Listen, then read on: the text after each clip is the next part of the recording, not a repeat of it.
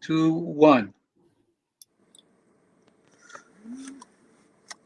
Good afternoon, Nick Nation. Welcome to Nick's Dreams, to another podcast of Nick's Dreams, where we discuss the previous uh, game and any news around the association regarding our beloved Knicks. Um, we are here with the Dream and Henry 2.0. Waiting on Bill Stradamus to join us. Um, and I think here he is. He appears to be on the road, On the and road. well as myself. So I'm hopeful that I will be able to maintain the connection. I have a few minutes. I'm a few minutes away from a more steady connection. But in the meantime, uh, I'm going to try to stay on for as long as possible. Good afternoon, Dream. Good afternoon, Bill Stradamus. Good afternoon, gentlemen. Okay. Uh, I'm gonna be more than likely ducking out. I'm actually in the process of buying a car. awesome. Nice. Well, So I'm running right now. I'm going to the bank. So that I'm gonna have to pause once I get to the bank, and then I have to take care of the transaction when I go back. awesome. So I'll Awesome. just I'll pop on when I'm able to, and I'll try to listen even when I go into the bank. Okay. Okay. That sounds good. Listen, man, while you're at it, do you think you could pick something up for me? The Dream, we could always use another car. Yeah. Absolutely. Make and model. Call it. Make a model. I need a Mercedes ELE 350 Formatic. No later than a 2018, 19, I'll take a used car for, all right? How does that sound? Yeah, sure. Hilarious. Yeah, you guys. Dead silence. I don't know what that means. No, I mean, you just anything, whatever you bring back, I'll take. I'm not, Okay. I'm not picky. There you go. See? You have any preferred color? No, No no, man. You preferred. just color. You get the rest of the details are on you. Yeah. We trust your taste. Anyway, so to kick it off, I think we're gonna start off by having that conversation about our last episode and what happened against um, Utah. against Utah. Okay, how that Right. went. So to begin, let's give it off to Bill because he's gonna be stepping off. So maybe he can give us his words, his take on the game. The Utah game.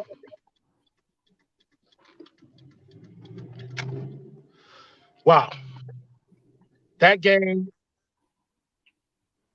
we were totally outplayed, found ourselves down by 100 points, and had to climb back and try to make a game out of it, which we did, but that's not us.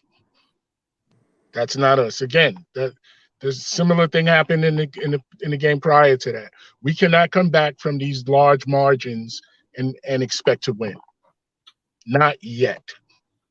Not yet. Our defense, we basically look tired out there. Um, certain guys stepped up and played well, but it wasn't a total team effort. And again, we need better.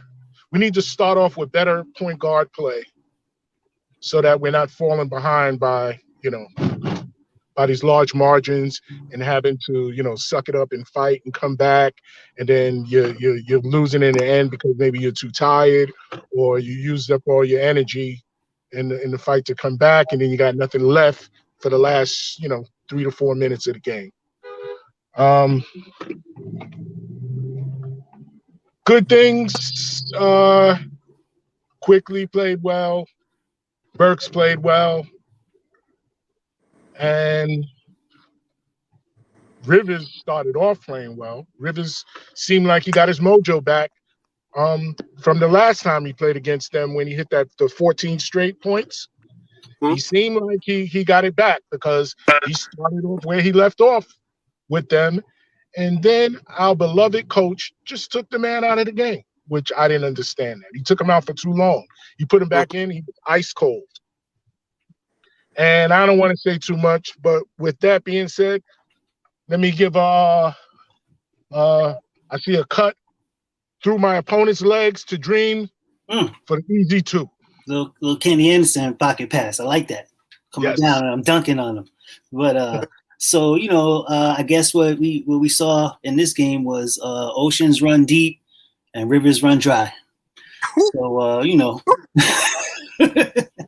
So we got you did call this. You called it for us, Bill Sadamas. You said this might be the game Rivers gets back on track because the last game he blew up was Utah and all that. So you did call that.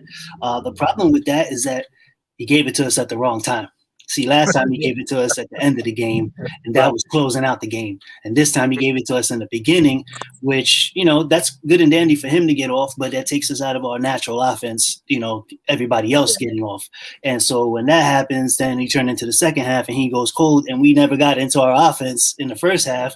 Now we're searching for things in the second half, and some other guys are off. And that's what I said actually going into it, like, more with Burks than they did Rivers, is that Burks is working his way back into the lineup, seemingly okay, but some of the other guys need to adjust to that also. You know what I mean? Like, so he wasn't here for a little bit, and they did an adjustment to get themselves into the lineup in a certain role, and now he comes back, and just so that readjustment for them also has been a little crazy. Again. We're giving up too many guys in double figures and not matching that.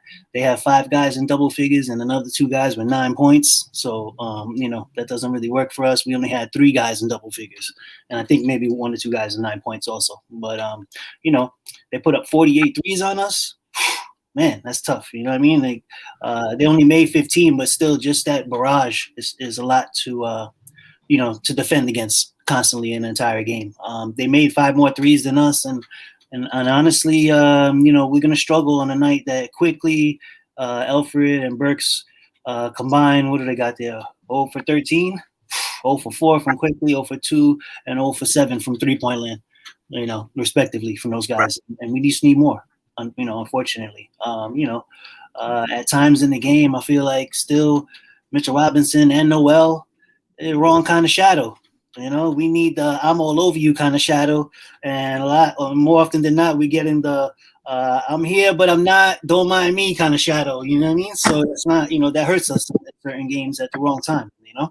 But that being said, I'll kick it back up top. A baseball pass down the backside. I see 2.0 breaking loose. Go ahead, bro. Okay, thank you. You can call this a coach loss. I was talking to Santana during the game, and he was kind of pressing. So I had to do my civic duty. It was a manhole cover that came out on the street. What? Yeah. Wait. So instead of everybody just going around it, I just stopped and put it back in place. Oh, okay. Good man. So as I was saying, I was talking to Santana during the game about how good Rivers looked, but the problem that I saw was that by feeding him or continuing to feed him, everybody else was basically just standing around watching the Rivers show. Mm-hmm. And that is not a good, way to,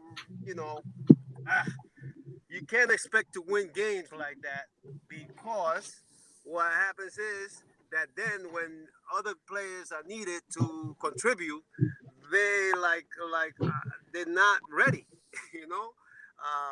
We can't be a one-man show. Regardless of who it is, we has to be within the flow of the offense. So as good as it looks, and as we're able to stay with our opponent. at the end of the day, that's worse. That's the worst thing that can happen to us. Because we're not the kind of, I guess, I don't know if only the Knicks, but any team. If 4 guys are standing around and 1 guy is doing it all, then at some point when the other 4 guys are called on to produce, they're going to be like, now you want to give me the ball? I mean, or they're going to be, their legs are not going to be there. Or they're not, they're not going to be in shooting rhythm. They're not going to be, and that's the other part that I saw that was happening. And that is that this was again, the last games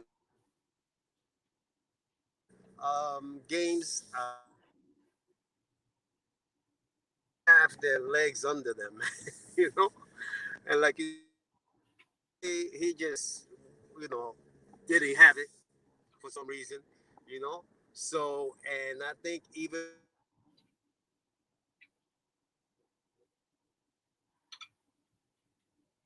brother that was I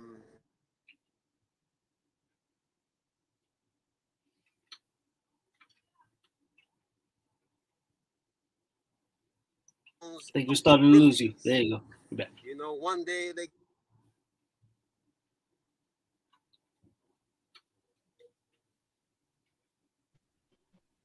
I can't hear you, Henry. Came off of yeah, I might be falling out. Did I? Yeah, you're going in and out. You're there now. I'm going in and out because I'm getting close to that area where there's going to be some kind of dead zone. But anyway, quickly, he's playing whatever number 30 games, and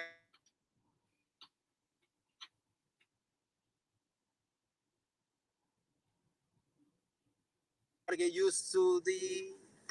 Are you still with me? Go ahead. We're there.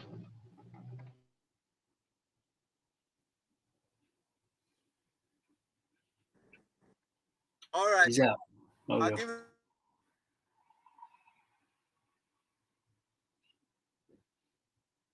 Might be sending it your way, Shadamas. Sent it to me? Yeah, I think so. Okay. I'm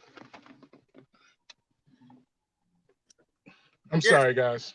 No, you're good. I'm trying to park.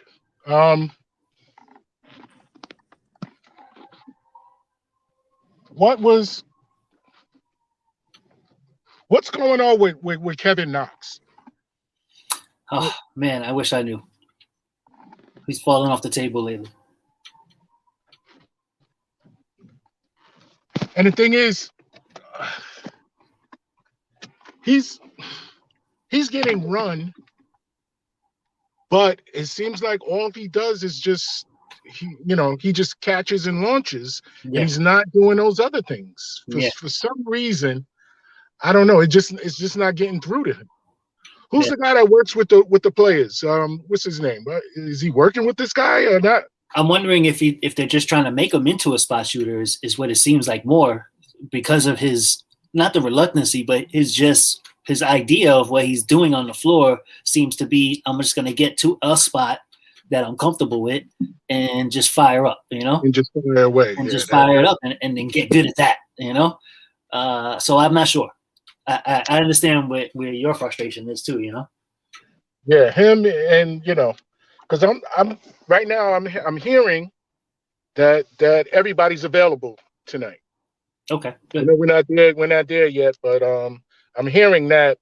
And listen, I want to see some other guys out there. If you're gonna do what you've been doing the past several games, then let's put somebody else out there and see if we can get some better production out of them. Yeah. And that's where I am at with him. He's very frustrating, and I understand that he's young. However, this is his 3rd season, and we need to see some type of improvement, whether it's gradual or not. And it seems like we see a regression. Yeah, from his first year to this year, he has regressed significantly. Yeah. So I agree. Some of the things I didn't like from the last game myself, things that I noticed, we had 12 turnovers and only 9 offensive boards. You know, the previous That's games bad. that we held the other team to single digit offensive boards, and that, you know, still didn't work out for us, but kept us in the game, you know. And this one, 9 offensive boards, that's never going to do it for us. That's just not. Not at all. You know, the other thing, they had some, again, just bad moments for compacting issues, right? So at the end of the third quarter, they had a silly foul to give away 2 points, right? Put the guy at the line because they had no extra fouls to give.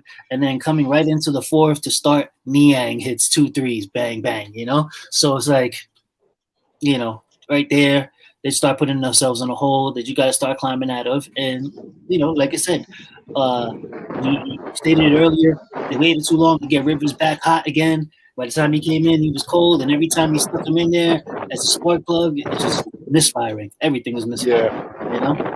Horrendous. Which is, and then, you know, quickly and the other ones, no, you know, it's like nobody was on their game pretty Yeah. much. Well, quickly was, Yeah. but it wasn't a team effort again. Yeah, that's what You know, it's easy for guys to go out there and just get their numbers, and then you know, let the chips fall where they may. But Yeah. they're not going to win. We're not going to win doing that. Yeah. It's crazy. So I wanted us to talk a little bit about like some possible trades and things like that. One of them I think I sent out to you guys to talk about a little bit. I don't know if you ended up getting it or not. I sent it in an email. You know, just something that I came across real quick. It was John Wall and DeMarcus Cousins, even though these are like old vets and stuff like that, for Bullock, Burks, DSJ, Frank, and 2 second-round picks. You know, initially I was, you know, I'm not sure how much that actually helped us, aside from a little bit of beef inside, you know, and hoping that somebody like Cousins will hold up, you know, physically. Outside of that, you know, John Wall is just going to be, we don't know what to expect. Some games he's good, some games he's average, you know, he's doing his thing. But is he better than what we have now, you know? Maybe, I would say, you know, maybe the John Wall legend is, you know, but I'm not entirely mad at the defense that I'm getting out of Peyton and the offense that I'm getting out of Quickly, even though it's sporadic at this point, you know, offensively. At least they're trying to give us the defensive end, and I'm not sure John Wall is a great defender on that end, and neither was Cousins. So, you know, those kind of things. I don't know if you had any thoughts on something like that. You know, Do you trust Wall? He seems to be hurt a lot also. that's the problem, is that, you know, he ends up being hurt a lot. Wall, I don't know. He's on and off. You know, got to figure that out. And Cousins, I haven't checked recently and stuff like that. But I came across this over the weekend, and I was hanging on to it. But I figured, maybe why not just throw it out there today and kind of see what was going on, you know. But you know, as far as health wise, you know, those are both players with health issues, unfortunately. You know, sometimes they show up, they do their thing, or when they're healthy, they both kind of do their thing. So it's not a bad thing when they're healthy. But unfortunately, Knicks ended up taking them on. We end up with you know, a couple of basket cases. Unfortunately.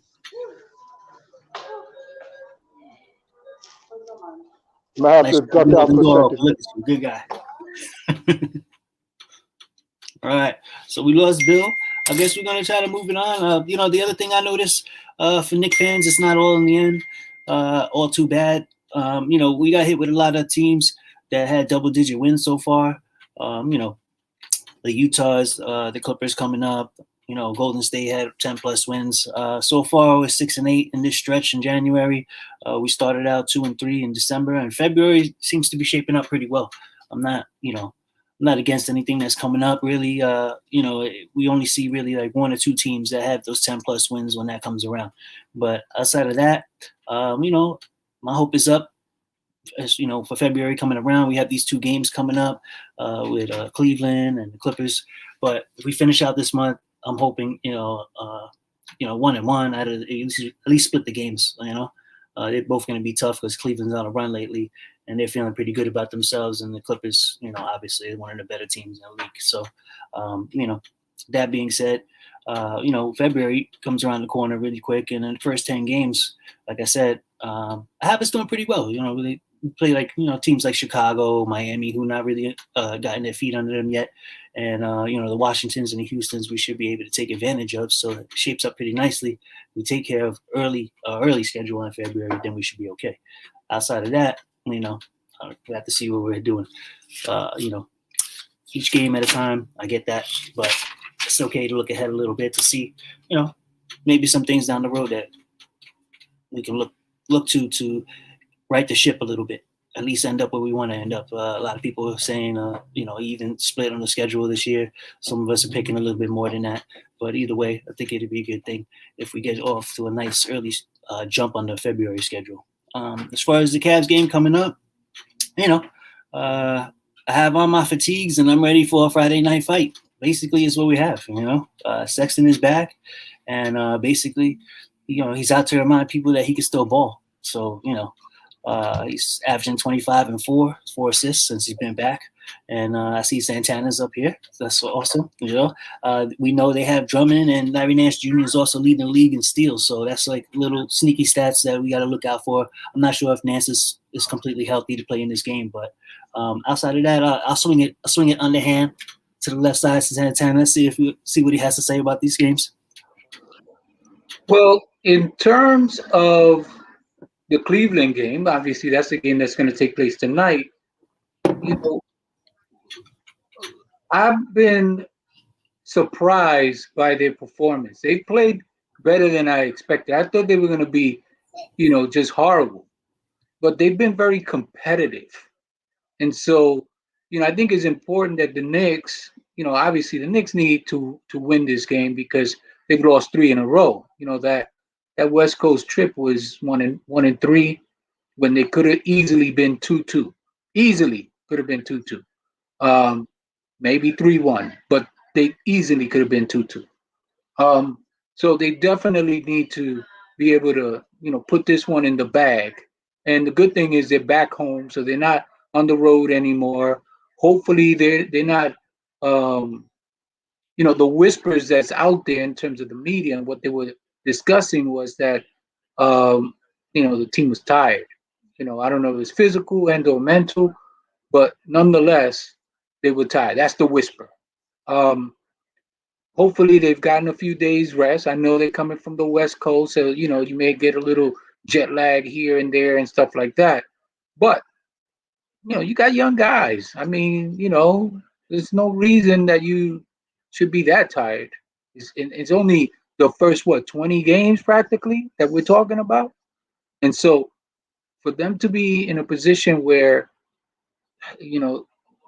they're fatigued, that's a little weird. I mean, I understand in terms of lots of minutes. Tibbs has a tendency of making guys play 35, 40 minutes every single night or every other night in this case. So yeah, that there may be some validity to that, but still, it's important that they're able to get through it. Because I mean, this is just the first quarter of the season, and if you're already talking about being tired, then what do you got left for the remaining of the season?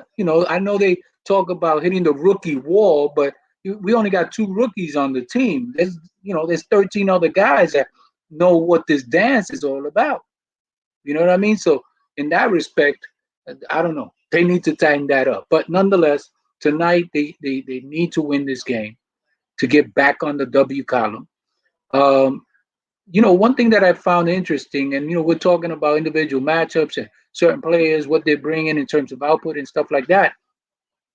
And I know we were ripping into Kevin Knox, deservedly so, because he's become one-dimensional, or a specialist at best, but a specialist that's really not delivering in his limited role. And I saw some footage where they had Obi in there, and when they had Obi in there and someone else took a shot, he didn't just stay at the three-point line.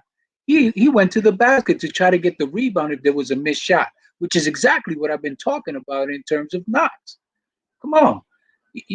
Whether you're shooting the ball or someone else is shooting the ball, you should follow the ball, attack the basket, or go for the rebound. But this cat is just staying in the corner and shooting the ball. Plays still going on. he's probably still standing in the corner. Whether they're on the other side of the floor, he's probably in the corner. I'm just teasing, but No, that's sad, man. I hear you. I mean, it's crazy. I mean, it's sad in a way because what it's telling me personally is that I don't think he has the instincts, the basketball instincts. Because you think about this. Obi, it was just instinctual.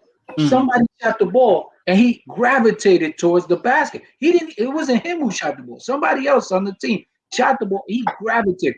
That's not what's happening with Kevin Knox. What it seems to me is that Kevin Knox feels, okay, my role here is to shoot threes right now. Okay, because I've been working on the three. I may be able to hit it here and there. But the other aspects of the game is like lost in translation for him. Stuff that should come naturally. Maybe it's because, he's a football player trying to be a basketball player. You know what I mean? Because he started out as a football player. His father's a football player.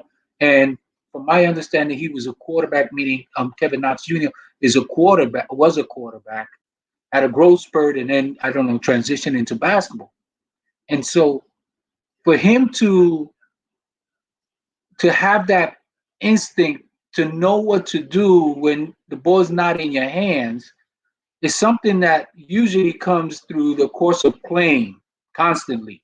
You know what I'm saying? That you have a feel for the game. Yeah, you get that over the years. He has a feel for the game. I don't see it. Yeah. And that example of him just chilling in the corner, shooting the three, and standing there and watching it, and then drifting back on defense. Drifting, not hustling back, drifting.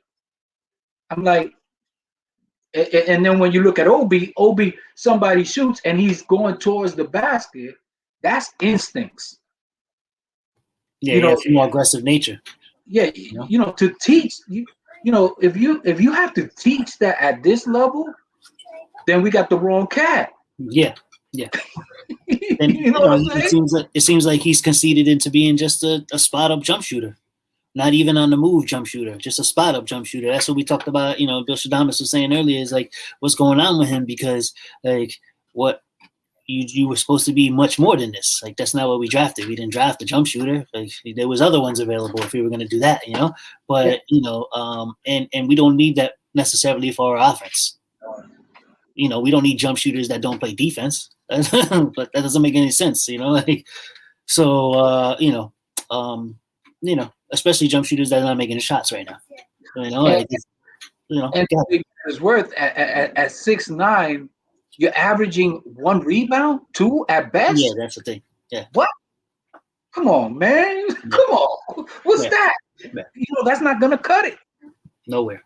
That's not gonna cut it. What position did he play in football? Quarterback. Quarterback. That's how he plays in basketball too. Like he's got a red jersey on. Don't touch me. Don't touch me. Yeah, he has I don't see any football toughness in him. No. That's why I thought maybe he was a punter or a field goal kicker or something. The rumor is that he was a quarterback and then he had a growth spurt, and I guess he transitioned into basketball because maybe he has some athleticism. Maybe he probably does. He probably has some athleticism, but it's not translating into basketball. You know what I mean? Because the instincts aren't there. Stuff that you naturally do on a court when you play, he's not doing, man. He's robotic. He's standing in the corner. The play's going back down court. He's still in the corner waiting for the ball to come back to him. I'm kidding. He must have had a heck of a workout when he worked out for the Knicks a few years ago. He must have had the workout of all workouts. For sure. You could tease somebody with athleticism, but you got to look at. You see, when I'm looking at these players, I think now you have to take into account a different categories. Some of which is IQ, right? IQ is important because I think the common denominator in this league is athleticism. That's the common denominator. Okay, but what's not the common denominator among all players is IQ, fundamentals, okay, instincts. Yeah.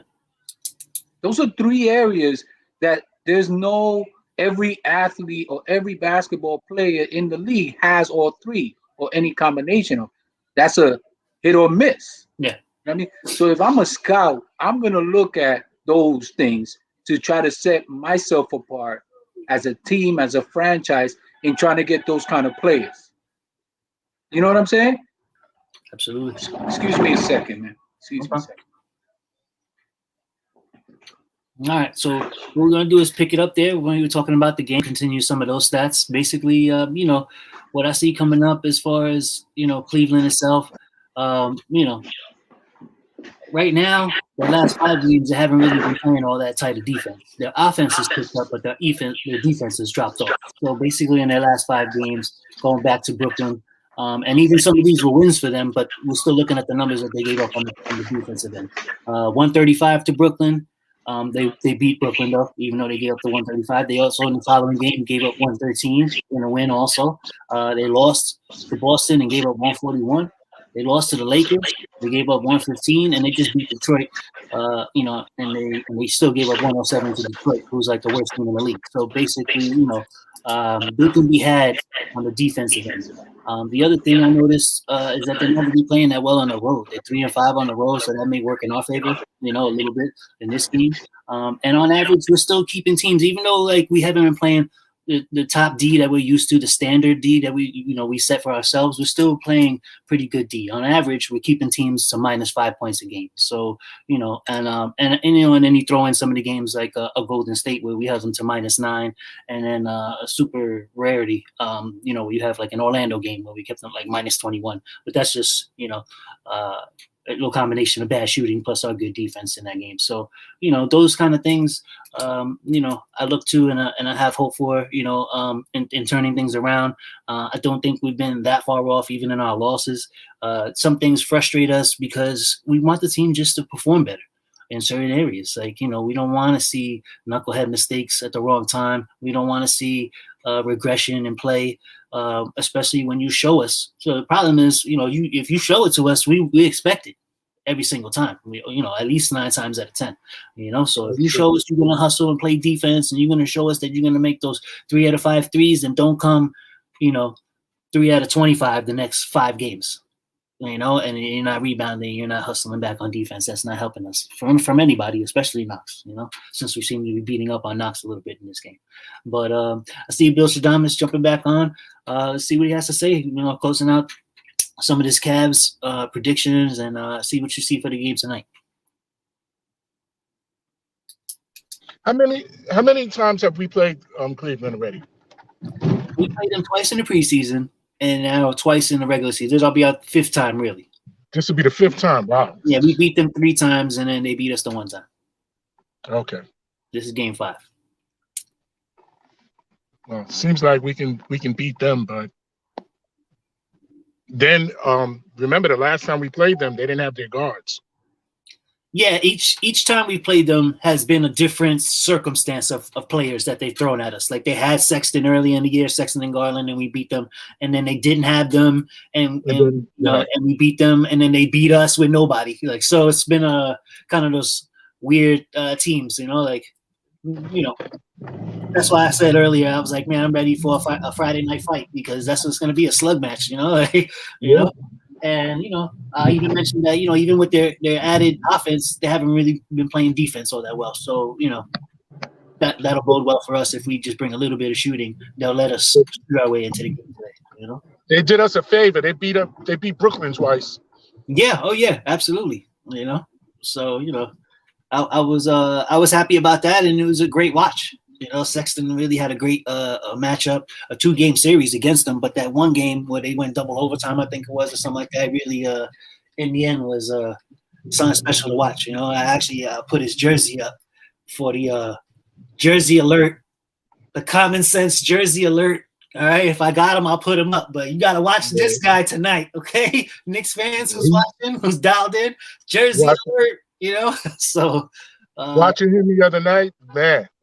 You know what I mean? So it's like, what you gonna do against these teams? These teams are, Cleveland is in that batch of teams like Cleveland, Orlando, Atlanta, Charlotte, Knicks. We're all in the same batch of teams that's trying to get better, building towards a better future for ourselves, and hoping that we all hit on our lottery picks, because none of those teams really have any superstars really per se on them yet. We're hoping to build teams that a superstar will want to come to, or maybe somebody blossoms into. And that's it. As far as these teams, who we've been battling with lately.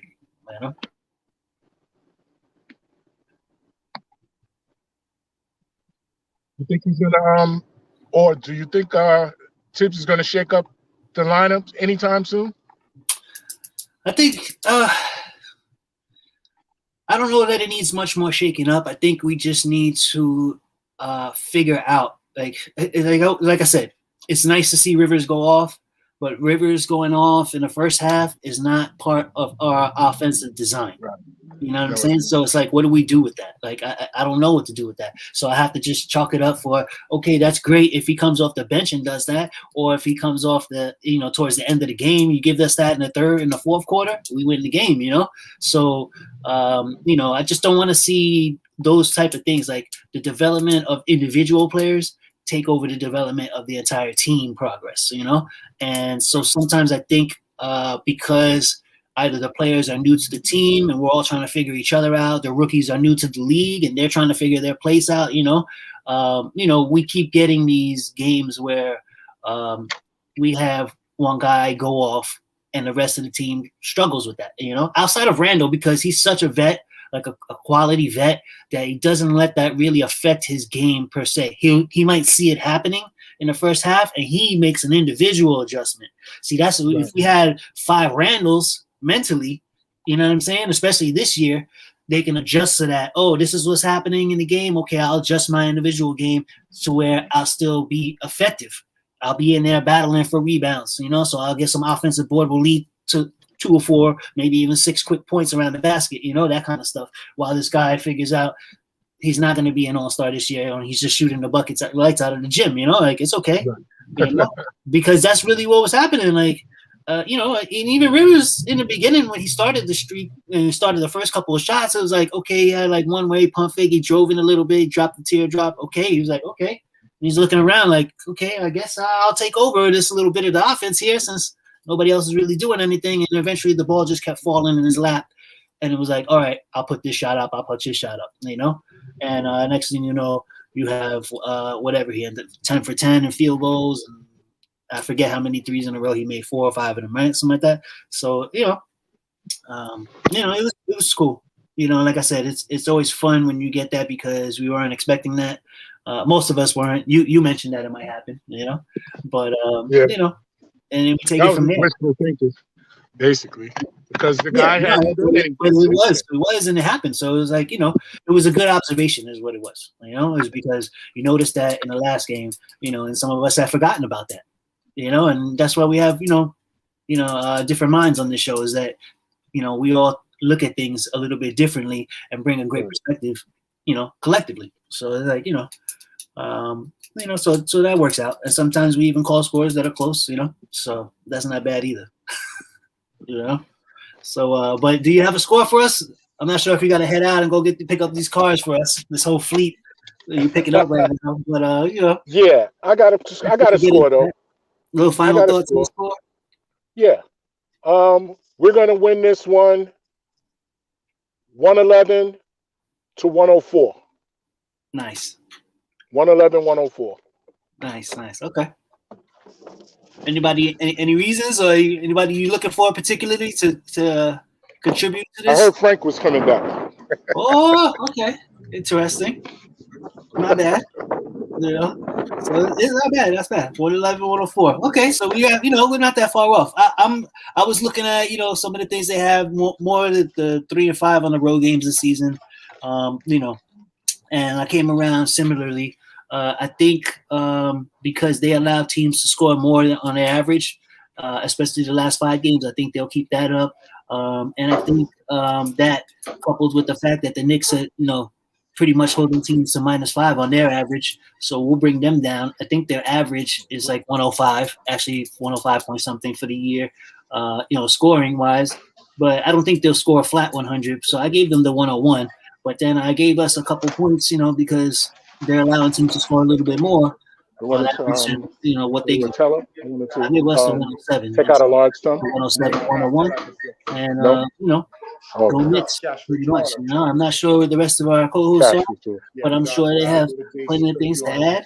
I know they're pretty much the game is a bounce back game for us to get off this losing streak, and not that we can even out pretty much this January, but as far as gearing ourselves, playing a little bit better, and getting into a groove for the upcoming games in February. I know you dropped off before, Bill Shadamis, but I had mentioned some of our records and stuff like that. I picked the Knicks tonight also, by the way. I'm not sure if you heard that or not. I picked them 107, 101, because I think they'll give us a little bit more points and we'll take a little bit of points away. But I think it's going to be a drag-out fight tonight, and then jumping back to the schedule, like if we do pick up this win tonight, that'll give us seven out of the 16 games. We played a really tough schedule in January. We had a lot of teams that were 10 plus wins. If you add in the teams that 9+ wins, that was 12 out of the 16 games. So it's like, man. So we're battling. We're doing the best we can against a tough schedule, and with February coming up, it definitely lightens up, especially at the beginning, like I mentioned earlier. And hopefully, we could get our groove on then. And because we face the Chicagos and the Miamis and Washington, Houston, Orlando's again, Minnesota. Detroit's of the world, of the league. So, February is looking a lot better than January and December started out for us, So, I think that's pretty much what we have for the day. I don't know if, Bill Shadamis, you're going to be able to take us out. You want to take us out for the day? No? Okay, I think we lost him. All right, I guess I'll take us out. Knick fans, we appreciate your time for joining us on Knick Dreams. Basically, I guess, no love lost. We're okay. We're in the battle. I think we got Bill back. Bill, you want to end the show for us? Last thoughts? Last thoughts. I want to see a good game. Yeah. They owe us one. Yeah. The thing is, once Tibbs came and gave us that defensive identity, like you said earlier, that's what we're expecting. So we want to see that every night. And when we don't see it, you owe us one. So I think we'll bounce back pretty good. And hopefully others will play. Maybe we'll get a Frank sighting, DSJ. Who knows? I want to see what we got, really. Yeah. And hopefully Burke will continue to I think he seems to be almost back to where he was when he feels comfortable shooting in the offense. Yeah. And he plays defense, which I like that about him as well. Absolutely. So basically I'm expecting a win, and I won't say be surprised, but I'll be surprised if we don't come out with effort. With effort from the jump. Yeah. To where we jump on them, and hopefully have them scraping or trying to claw back in the second half. Yeah, that'd be nice. So other than that, I just want to see some progression. I want to see Quickly out there doing what he does. I want to see Obi-Wan out there. I want to see Knox, but Knox has to give us more than just touch and let it fly. Yeah. Going nut, just taking bombs. He got to give us more than that. Yeah. So, looking forward to a good game, and I'll be on the chat with you guys during the game. Absolutely. All right. And I think with that, with Santana and 2.0 in mind, we'll end the show with once a Knick. Once a Knick. Always the Knick. Thank you for joining us. Thank you for taking time, Bill Shadamis. Good luck with the car search. And hopefully you have good news for us this week. All right. Okay. Your car's in the mail. I will. Thanks.